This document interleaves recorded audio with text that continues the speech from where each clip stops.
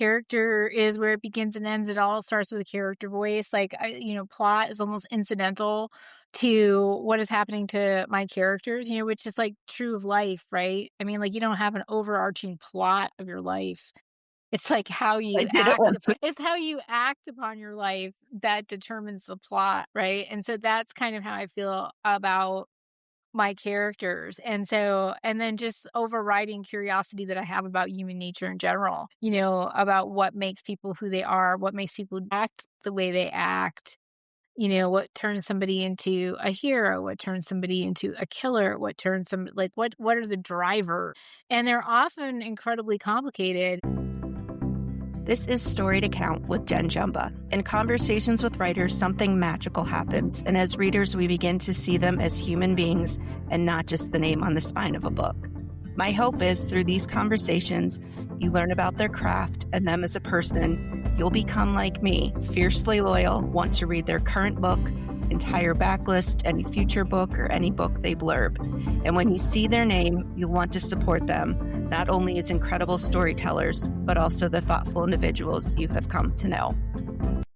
So I'm super excited because my guest today is Lisa Unger, and a brief introduction to her. And it's hard because, as I said earlier, Lisa is incredibly accomplished. She's a New York Times bestselling author who has received global critical acclaim, topped bestseller lists, won literary awards, earned countless lifelong fans who turn up in droves for every book she releases, myself included. Her 23rd novel, Served Him Right, just published on Tuesday. So congratulations. With books published in 33 languages and millions of copies sold worldwide, she is regarded as the master of suspense. Unger's critically acclaimed novels have been featured on best book lists from The Today Show, Good Morning America, Entertainment Weekly, People, Amazon, Goodreads, LA Times, the Boston Globe, Tampa Bay Times, and many, many others. She has been nominated for or won numerous awards, including the Strand Critics Audie, Hammett McCavity, TW Thriller, and Goodreads Choice. In 2019, she received 2 Edgar Award nominations in the same year. This honor was only held by a few authors, like Agatha Christie. Her short fiction has been anthologized in the Best American Mystery and Suspense, and her nonfiction has appeared in the New York Times, Wall Street Journal, Daily Telegraph, NPR, Travel and Leisure. As her readers know, Lisa's books feature emotionally complex heroines who are driven to uncover the truth, and her books have been described as psychological suspense with an unfolding mystery. At the same time, she presents us with relevant themes which propel us to discuss them with others and or our book clubs. I have been a fan of Lisa's books for an incredibly long time, and I'm also a fan of Lisa as a human being, and I treasure the conversations I have had with her thoughtful insight into the world, and topics that ripple long after we stop talking. And it's hard for me not to want to talk to her more often. Lisa is the current co-president of the International Thriller Writers Organization. She lives on the west coast of Florida with her family. And I am beyond thrilled to have Lisa joining me today. I have no doubt you all will enjoy her thoughts about her storytelling craft and want to read this latest book, Served Him Right. And if this is new to you, you'll read her entire backlist. So thank you for joining me today. Thank you for having me, Jen. I'm excited to be here. This is so great. Can you just kind of give us a brief introduction to Served Him Right? Yeah, so when you open the cover of Served Him Right, you're going to meet 2 sisters, and Anna. And Vera is throwing a brunch for her sister Anna, who has just had a breakup. And it's not an ordinary brunch, it's an exorcism. And by exorcism, I mean Anna and Vera have gathered their close friends together to basically exorcise Anna's boyfriend, Paul, from all of their social media feeds. So unfollow, delete, goodbye. And so they're enjoying this brunch when there's a knock at the door and it's the police, and Anna's ex-boyfriend has been found murdered. Anna is the prime suspect because she has a very dangerous and dark history with men. So it is up to Vera and Anna to find out who else might have been interested in killing Paul, Whether it's Anna or not remains to be seen, but they're needing to solve this mystery before the police do and before they run afoul of a group of very powerful women, herbalists who run an organization called the Code. And that is the that is the setup for Served Him Right. This, I have to be honest, was the first time I had heard of the exorcism where you take somebody. So, I thought, wow, how great is that? Because I think some of us who have had relationships and no longer have them, we Yeah. constantly go back and look at our phone and are like, oh, It's a problem. It's a real problem. I mean, like, you have this thread, right? Like, if you have a relationship and you're living your life online the way so many people are, right. then and your friends are connected to you through social media, and your friends are at the moments and events that you've shared, and, oh, like, "Oh, I'm gonna follow your boyfriend," and, "Oh, I'm gonna tag him in this," and blah, blah, blah, and it's like this really, really interesting web that is fine until you don't wanna be with that person anymore, and then you almost can't in the digital sphere, you can't get away from that person. So, an exorcism of this type, a social media exorcism of this type makes perfect sense. Absolutely. And I think Yeah, a few of your books, you have touched on social media and yeah, how that influences people's behavior, people's choices. right. So I found this equally fascinating. Yeah, it was definitely interesting. And I can take credit for it. I know I read about it somewhere, this idea of an exorcism, and it kind of stayed with me. I never read about it again, but it makes it makes great sense to me that you would just like say, hey, this is the moment where you have to make a choice. Are you his friend or are you my friend in social media? And how many things, I mean, that's the thing being a librarian, right? With the Yeah. metadata on Yeah. social media is that you can access it from so many different ways. I mean, it is not like the old days where you would take all those photos and cards and love letters and put them in a fire pit and burn them and it's done. Exactly. You can't. It's Yeah, like, there's the always, like, one physical stuff. straggler somewhere or Yeah, multiple stragglers, that's right. right? Yeah, it's funny because a lot of this too is like, my daughter recently broke up with her boyfriend and it was like, and there was a past breakup as well. And the social media component to the breakup was always like, like one of the biggest features of the breakup, like, oh my God, I'm blocking him, or oh my God, he unfollowed me, or oh my God, he could, and it's like all these different even, like, on some of the, like, Venmo or whatever, people follow each other and, like, they know, like, you went out with this person and you split a bill here, and it's like, what? I mean, the threads that keep you connected to people that you're trying to get away from are really fascinating. And I would think it's exhausting to think of all the different ways in which we're connected It digitally. is. Yeah, absolutely. Absolutely. So your books are always fabulous. And Thank the you. thing that oh, you're quite welcome. The thing that I enjoyed the most about this is like the juxtaposition between this digital technical world we live in, Yes. right? And the cove. Can you talk a little bit about the herbalists and the cove for those listening?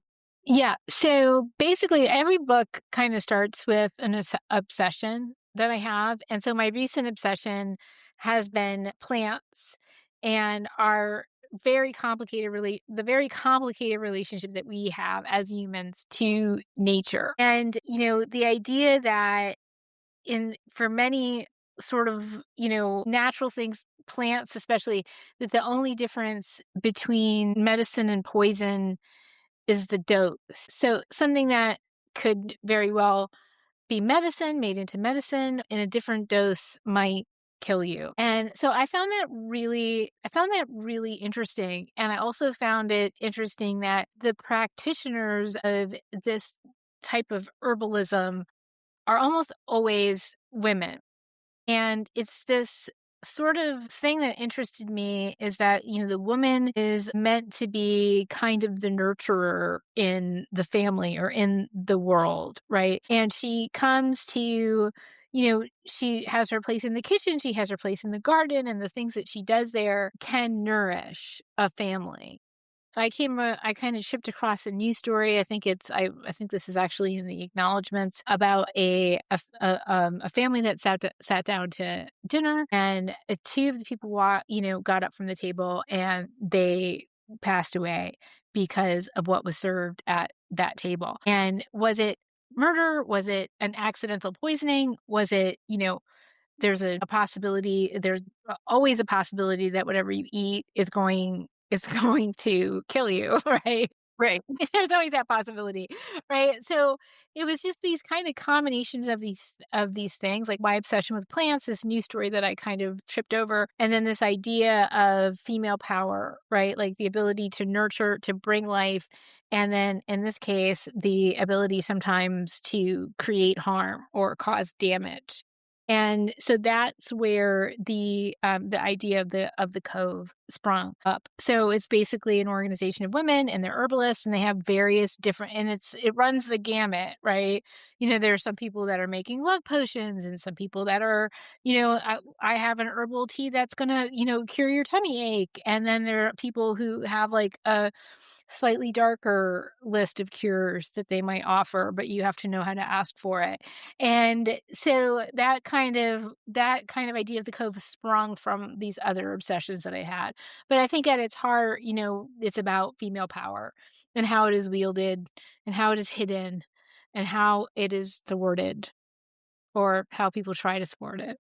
It's not ironic. I mean, she's referred to as Mother Nature, right? So That's right. it's probably where we get this, Mhm. nurturing, but at the same time, as we've just experienced with this Arctic storm and bomb Absolutely. cyclone and ice and whatever else. I mean, she's not to be messed with, right? So, Yeah, and it's a very there's very much so a dichotomy, and that's why I think people have such a complicated relationship with nature.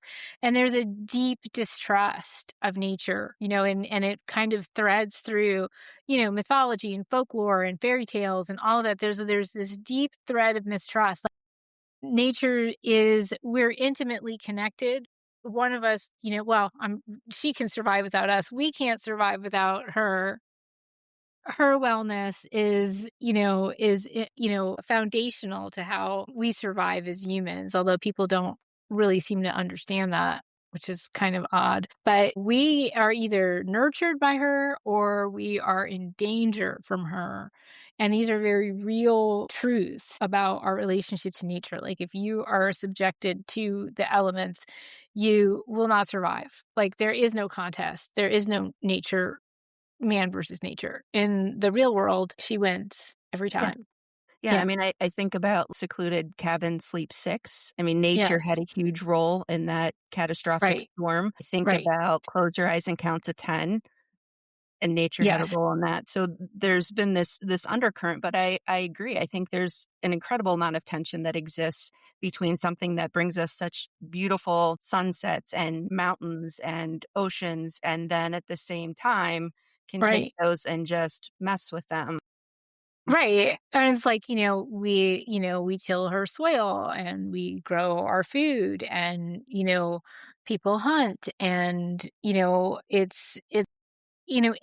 a balanced system, it all works. It's just that it's not balanced at the moment. No, it is not. You chose to write this book from alternating perspectives, and then Mm, with that, you wove Aunt Agnes's yeah. teachings through. Will you talk a little bit about that? Yeah, I love a for me, I love to tell a story from multiple perspectives. For me, it's kind of like a mosaic. Everybody has their little piece, and then at the end, hopefully, it's a whole picture. I also, plenty of times write, first person, present tense, one character at the forefront. And I also love that because there's a kind of an intimacy to that. Mhm. But, in this case, it was a big story and had a lot of different pieces. And Agnes is like sort of the thread that runs through the entire story, even though she's gone before the book even begins. So, but she still has this powerful legacy that she's left behind her, and that she takes in Nubira and Anna on the worst night of their lives, and she's not really the mothering type. Like, she's not She's not like, "Oh, girls, let me comfort you." She's like, "Oh, girls, let me teach you about the world and teach you how to survive in it, because it isn't easy."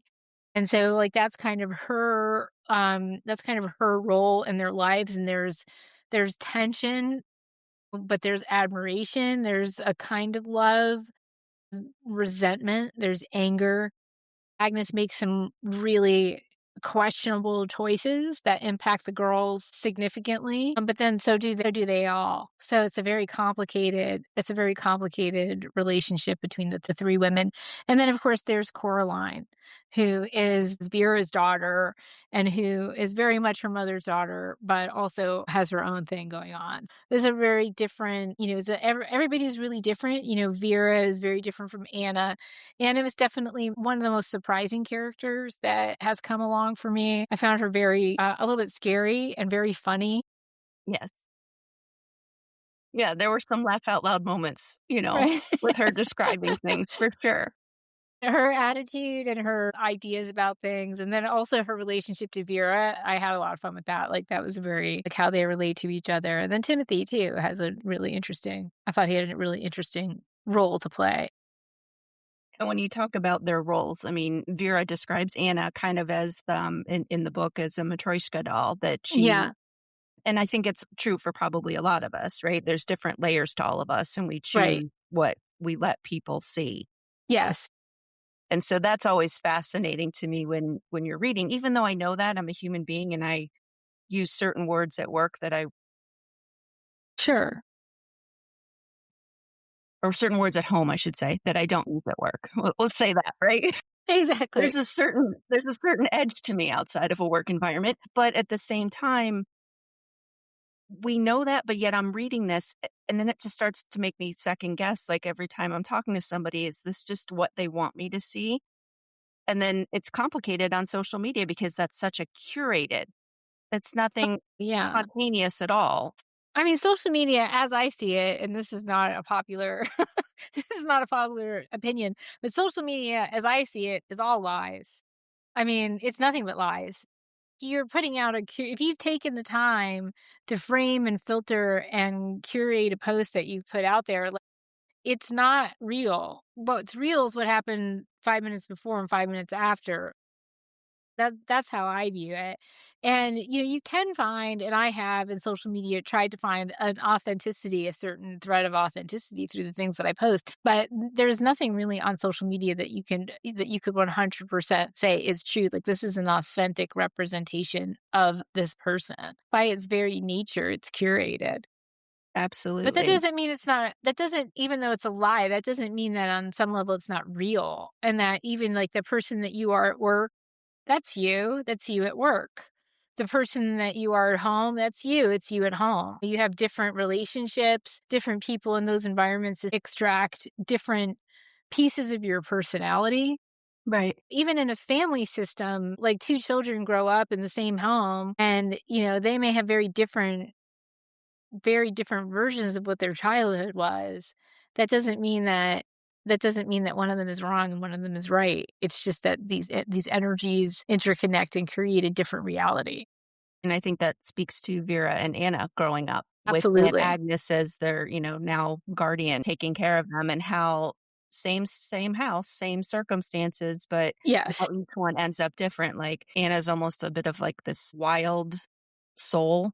Mhm. And then you have Vera who's like married, she's got 2 kids, she's got the house. I think Right. in the book, Anna refers to Vera's husband that it's a marriage, but it's more of a partnership, Right. Right. kind of Yeah. devoid of the emotional attachment. So, Yeah, I mean, she definitely Vera is the straight-laced one on the on surface, like, talking about, like, the doll and all her layers. On the surface, she's the one who is, Anna calls her, Mrs. Perfect Life, uh-huh, even though it's, like, far from it, and she knows it. It's just her, like, way of needling her sister. which And then siblings do so well. yeah. Yeah, she's quite good at it. And then Anna is just like kind of, she's wild. She has a temper. She is, she's a little bit she's a little bit self-involved, and she's, like, very good at making excuses for herself. But she's fiercely loyal to her sister and even to Coraline, her niece, who she, cops to, like, resenting Vera's children because they kind of unseated her as, like, the center of Vera's life, Right. taking care of her, so she has affection for them too, so she has the ability to love, even though you might wonder sometimes about her, and Vera has a wild, dark center. She's literally capable of anything. We come to find out, and I don't think by looking at her, you would see that. Like she seems very buttoned up and very proper. Right. So you talked a little bit earlier about this being about female and our power and how it's perceived, how we step into it. And I think you have Aunt Agnes, one generation, you have Vera and Anna, right, who were Mhm. adults, kind of not quite midlife, but Right. they're they're Sort of a they're grown young up enough. midlife, like sort of, Vera younger, of course. I mean, Anna younger, of course, but both of them, adults in their lives. Right. And then you have Yeah. Coraline, who, as we know, teen girls, teens in general, trying to figure out who they are, where they fit, what their role is, and do Yeah. they have power and agency? At what Yes. point do they step into it? What point don't they? And is it resented because you're a strong female? Yes. Yeah, Coraline's interesting because, yeah, she's very much at that place in her life where she's like, "Where do I fit into this family?" And I think that that's the time. That's sort of the moment, not even where do I fit into the family, but like that at that, that high school age. It's like, and initially it's like, who am I? Who am I in relation to my parent? Then who am I in this family? How do I relate to this family at large? Then it's like this moment where like, who am I in the world, right? And how can I be that if my parents still see me as their child? Like how do I move out into the world? And she's like kind of at loggerheads with her mother, and Anna is teaching her things that maybe Vera doesn't want her to It's the auntie's know. job, you know? Exactly, right? She's basically saying, "You can't keep her from this any more than we could force it on you." Like, it's her legacy, it's this knowledge of plants and the healing force of those plants and the harming nature of some of them and all of that, like, so there's, like, a knowledge that they share as a family, and it's very, like, like a hurricane, like a storm between the 3 of them, like, who's the survivor? Hopefully all of them, but, like, there's definitely gonna be some casualties. Speaking about, nature and plants, Yeah. fascinated with the things that I learned in this book. I think one of my favorite lines was what you said earlier, that the only difference between medicine and poison is the dose. Yeah. And Yes. thinking that a lot of it has indigenous roots. Oh, yeah. But it makes me think, like, who said, "You know what? You have a stomach ache. This looks pretty. Let's grind this up a little. We'll add some hot water to it. It'll be a tea. You go Yeah. first You to go figure first, out what that dose exactly. I is." mean, I think a lot and I do think a lot of it is that, like, just kind of trial and error. Mhm. Although, of course, like, in indigenous cultures, there's this, like, sort of this tradition of the shaman, and Correct. in many indigenous cultures, there's a belief that, that the plants talk to us, and there has to be some kind of DNA coding, right? Like, if you we are so divorced from nature now that we can't imagine it, right? Like, we can't imagine that type of a coding um, that, like, keeps us connected to nature so that we might somehow have an instinct for, "Okay, I'm gonna chew on this mint leaf." And of course, nature communicates to us in all sorts of ways, through color, through taste, through, "Oh, this plant is covered with thorns," maybe not the best thing to try to eat. But this plant has a scent that soothes. Maybe it is, maybe it's healthy or whatever. So there's this connection that indigenous cultures and like the shaman tradition would have that we no longer have. And that basically 90% of medicine is, has its roots, of course, in nature and in indigenous culture. So things that, some medicines, are like nutrition, like which is like from the daisy, like it's a pesticide in some cases, it's a medicine in other cases, it's or digitalis, it could be a heart medication, might be poison. These are all like sort of, things that maybe, we've taken it as a modern culture from its roots, like literally, and then synthesized and refined it and chemicalized it. And in some cases that has been miraculous, life-changing, but it still has its roots in nature. Right. And I just wonder how we got to the point where we've become so distracted and detached from it. I can Yes. remember it wasn't, I mean, I'm old, but not that old, but growing up, scouting and learning how to do certain skill sets. My Yeah. dad's an Eagle Scout. So learning, like, if you kind of got dropped somewhere, would you be able to survive? Would you be able to survive? Yeah.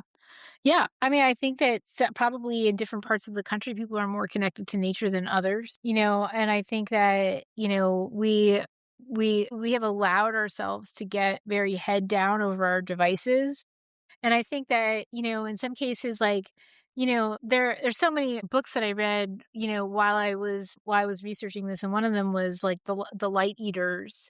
I think did we talk about this at one point, you and I? Her name Uh, is Zoe Schlanger. She yes. was a yeah, so she was I think the story is that she was well, she's a journalist, and then she decided that she wanted to sort of like take a deep dive into nature. So she wrote this amazing book that will change the way you think about plants, nature, our relationship to it, all of it. She just got really deep into all of these things. And one of the things that she said in the book was that like when people look at nature, or like when they look at it like a forest, right, like they tend to see like, just a green blob. They're like, "Oh, nature," right? Like that big green thing out there. Those trees things. Yeah. The right, that thing, but, like, even, in a grouping of trees, every tree is different, and there's, like, Merlin Sheldrake's book, Entangled Life, where he's actually talking about something that is a relatively new discovery, is that there's this mycelial network that connects trees for hundreds of miles, like, it's an actual network of Right. communication, and so, like, these are the things that, like, you maybe don't hear about them, but it's like, once you learn it, you can't unlearn it. You can't stop thinking, you can't just think of nature as one, kind of green blob, and this idea that we have, like, this idea that we have dominion over the earth. It doesn't mean that we rule the earth or that we own the earth. It means that we are stewards of the earth, and that it's our responsibility to maintain our primal connection and to maintain the health of the planet. And that's really like sort of at the core of, my obsession with plants, nature. I think that's a terrific statement. Think people reading this book, I think perhaps will look at things a little bit differently. And Yeah, that's the great thing. Your books are so layered. I mean, I always feel bad when you have to give your elevator pitch for your I latest know. book because I was like, It's how can you do that in 60 seconds? It's just you not can't. possible. And as you start reading, I think you read, there's the thriller and the mystery, right? Right. But at the same time, there's the stuff that haunts you long after you turn the page about our relationship to nature, our relationship to the earth. I think Richard Powers' Overstory is another Mm, great book in terms of how we see things and interact. And maybe yeah. I extrapolate a little bit too far, but think that's kind of like the world. We have to figure out how to complement one another and steward one Yes. another. I mean, nature, human beings all together. Right, it's all connected, like, I mean, and it's such a cliche to say that, and it's like, it's only when you really start to understand that we no, no, no, no, like, really, we're we're really all just one thing, and how we treat ourselves and how we treat nature and how we treat each other. Like, it's really important, like, you can really act for good just in your own energy field, you can put stuff out there that is, um, that heals rather than harms. Right, there If you're intentional about it. and I think that's what life kind of boils down to is, there are things that are done, but I think sometimes you have to look at the intention behind those things Yes. to truly understand. Yes. There's a passage in your book where you talk about our relationship to the natural world, to plants and trees, to the whole big spinning orb is complicated. It's a twist, a dance, a struggle. Nature nourishes us, an endlessly giving mother, but unsheltered exposure to her whims and moods can end your life. Mhm. So well captures what we've Yeah. been talking about that Yeah. nothing is easy, right? No, A lot of things are complicated. everything's complicated. I mean, everything is complicated. When you think about, like, there was another book that I read that, I feel like I need to go back to because I feel like I read it too fast and I need to go back to it. It's called The Most where is it? The Most Delicious Poison: The Story of Nature's Toxins, From Spices to Vices, which is great because it's sitting right next to me, so that's I was how I gonna know say all this. that is in tremendous It's recall. amazing recall, on my part, and the author is Noah Whiteman, and he explores plants in their nature as through a lens of addiction. His father was an addict and struggled all his life with addiction and eventually died. So his exploration is about, like, about plants and how our relationship to them in terms of addiction. One of the things that he says in the book is, like, the most dangerous plant on earth is tobacco. It kills Agreed. more people than any other plant. And we never think of it as a plant. We never No, think of we it. don't. We I mean, I don't. went to undergrad in Virginia, so, like, tobacco farms were everywhere, Yeah. And we and don't think of you don't it as think a of it as a plant, plant. and the most dangerous plant on the planet. The most deadly plant that exists. Yeah. And that was really like, whoa. I mean, so some of the stuff that I've been reading is like, I mean, it changes if you really start digging in deep to some of the stuff, it changes how you think about pretty much everything. And that's one of the reasons, there are many, but one of the reasons why I love reading your books is, you have incredible characters, tend to have strong female characters, which I love. You tend to layer multiple things and nuances to capture the complexity of what it's like to be a human being in Yes. today's world. And at the same time, there's these big questions that you ask, and they're not just questions that you ask, but you see it play out in characters' lives and people's lives, so it becomes much more real and not so esoteric, for lack of a better word. Yeah, I mean, it is. I mean, I think that, for me, it's all about character. Like, character is where it begins and ends. It all starts with a character voice. Like, plot is almost incidental to what is happening to my characters, which is like true of life, right? I mean, like, you don't have an overarching plot of your life. It's like how I you did it act. once severely off the rails. It's like it's how you act upon your life that determines the plot, right? And so that's kind of how I feel about my characters. And then just overriding curiosity that I have about human nature in general, about what makes people who they are, what makes people act the way they act, what turns somebody into a hero, what turns somebody into a killer, what turns some like what are the driver?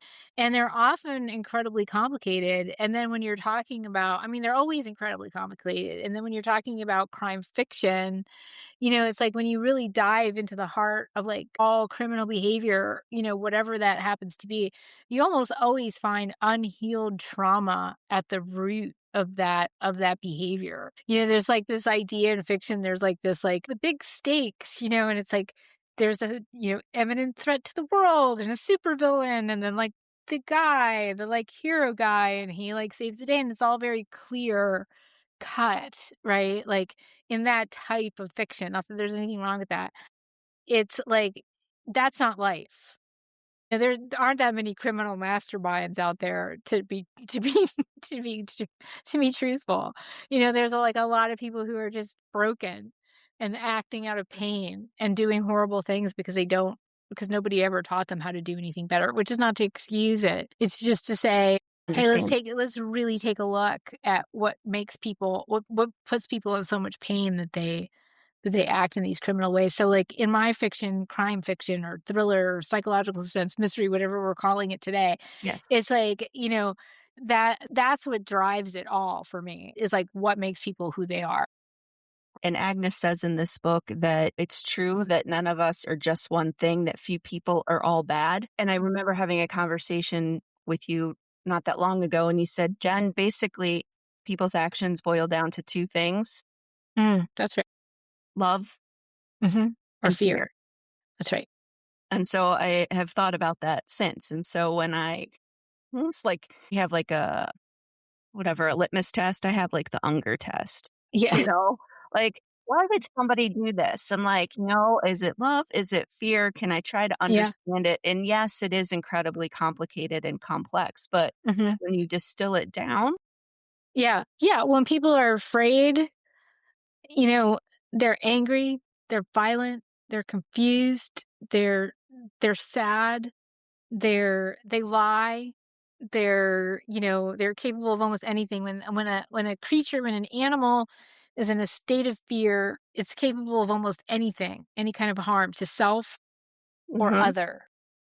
right, Likewise, or conversely, when you're in a state of love, you're capable of almost anything good. right. And will do Compassion, anything for somebody you love. right. And you Yes, will compassion, justify, empathy. Exactly.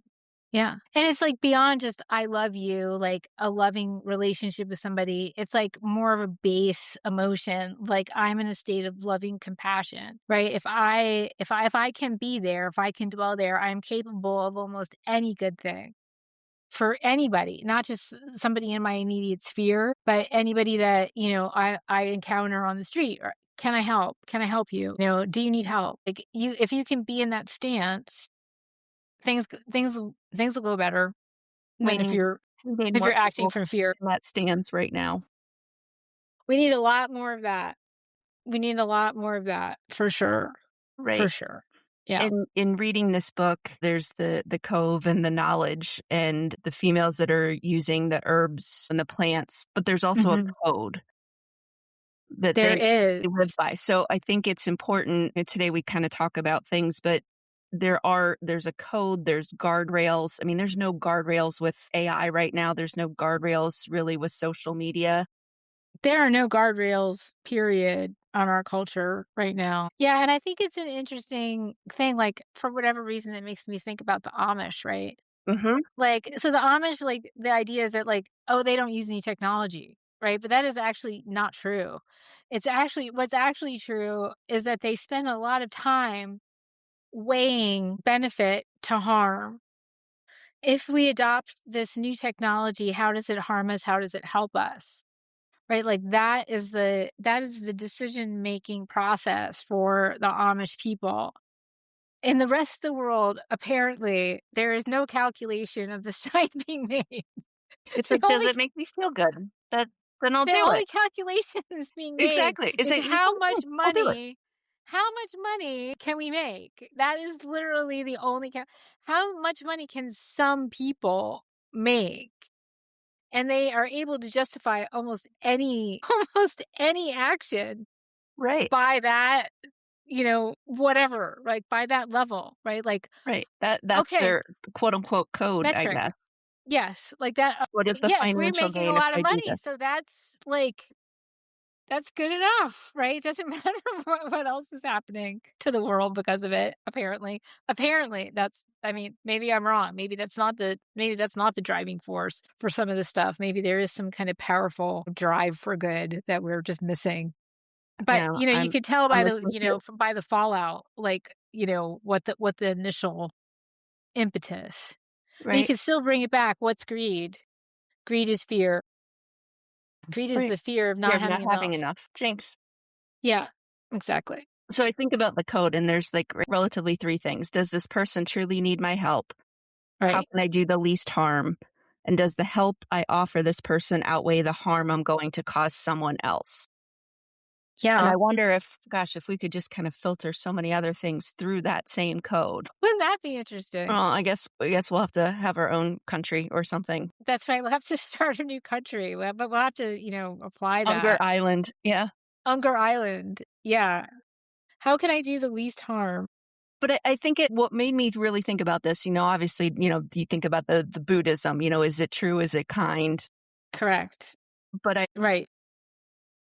the help I offer somebody, does it outweigh the harm I would cause somebody else? Because we are so intraconnected as Agree. people. And so Yeah, there's always consequences to whatever action is taken. So I think about the fact like, okay, I'm going to help you, but who does it hurt right. because And I felt especially in relation to the cove, because there is, often a harm related to, the cure that is offered, whatever that cure happens to be. Mhm. There is always a, like, like the idea of like, I decide. Right, like, the idea I decide to do something, it necessarily means that you have decided not to do something else, right? Like, it's literally, I have killed this other possibility by taking this road, right? So whenever you help somebody, I mean, not necessarily like, in every circumstance, but when you give something, you're taking something from something else, right? So, to be able to weigh that, to be mindful enough to weigh that choice, it is similar to, is it true in terms of mindful speech? Is it true? Is it kind? Is it helpful? Right? And if it's got to be like two of those things. Otherwise, why? Exactly. Why are you opening your mouth? Like, what's your other agenda? Like, what's your other thing that you're trying to do? So, Yeah. I mean, that could be true of any action. Right. The other thing that I like about this book and when we talk about being fascinated by our relationship to nature and plants and also the interest in terms of female and feeling empowered Yeah. and how oftentimes it's just they use these herbs and plants because it's more discreet. Mhm. And so how we're kind of, I don't wanna say put in our place, it's probably not the right phrase, but, like, I Yeah. if I'm bold at work, I'm labeled as one thing, but if a guy acts the same way, he's a Right. go-getter and Right. Yeah, it's hard to talk about this particular topic without getting really, really, really, really political. right, But there's a moment in time right now where, women don't have dominion over themselves, that other institutions and people are making choices for us. And I don't think that any of us of a certain age would have imagined that that would be the case. But I don't want to get into it too much because this is a very loaded topic and obviously people feel very passionately about their sides. And who are we to say what's right? If we're in a state of exactly, loving compassion for people, we understand why people feel the way they feel, right? On both sides. From a place of loving compassion, you can see both sides of this argument. But, there is a kind of a quashing of, female power, and, there's a moment in time where, we're not even allowed to speak up without being maligned. So it's a confusing moment for women, I think, in a culture that has, I think, changed a lot, where a lot of advances have been made. I think it's confusing that, so much has changed in the opposite direction in the last few years.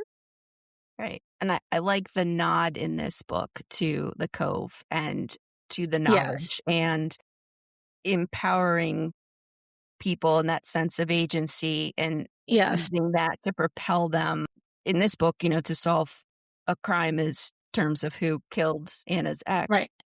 Right. but at the same time, just to be comfortable with who you are and kind of what's say expected of you, but this tradition of the knowledge in the cove that's passed down from one generation to the next.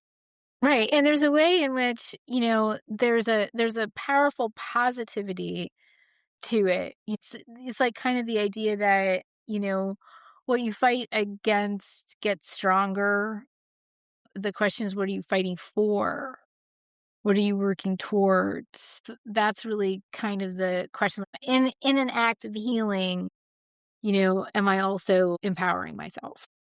Right. And I think when people read this book and they see the arc of Anna and Vera and Coraline, it's just so rich and so well done Thank you.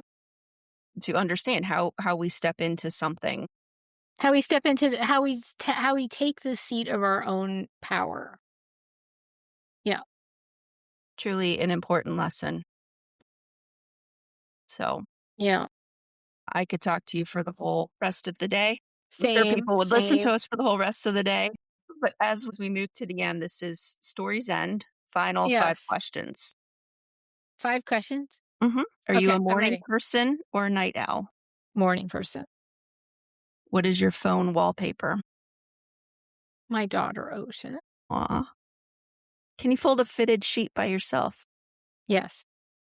Impressive. You'll have to teach me later because I struggle. So this book is about using plants and herbs to heal. What would you like to be able to cure? What would I like to be able to cure, like, in the world? Anything. What Like, would I like to or be for able to me to be cure? taller, I don't know. I if I if I could change one thing about the world, I would just wish that people could see how deeply and intricately connected we all are. That would be I guess then what I would cure is disconnection. I would cure disconnection. I would encourage people to understand that their actions and their thoughts and their intentions, can do so much good in the world. Well said. And then the final question. What song is always on your road trip playlist? That's hard. I have a long playlist. Always David Bowie. Always David Bowie. Hunky Dory, the album, that's always on every road trip.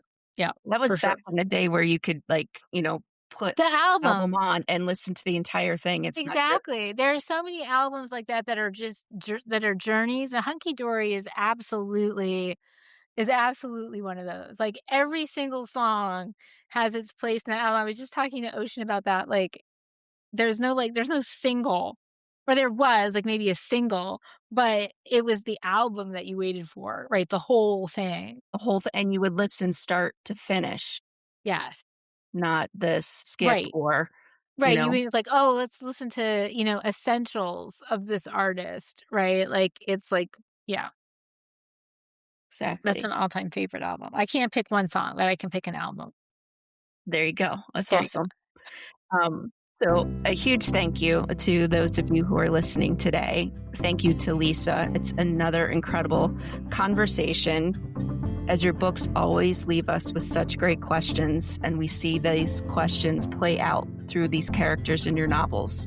So to everybody listening, be sure to pick up a copy. It's like a couple days old of Served Him Right. To find out who else is going to be a guest, visit storytocount.com. This is Story to Count with Jen Jumba. Thank you, Jen.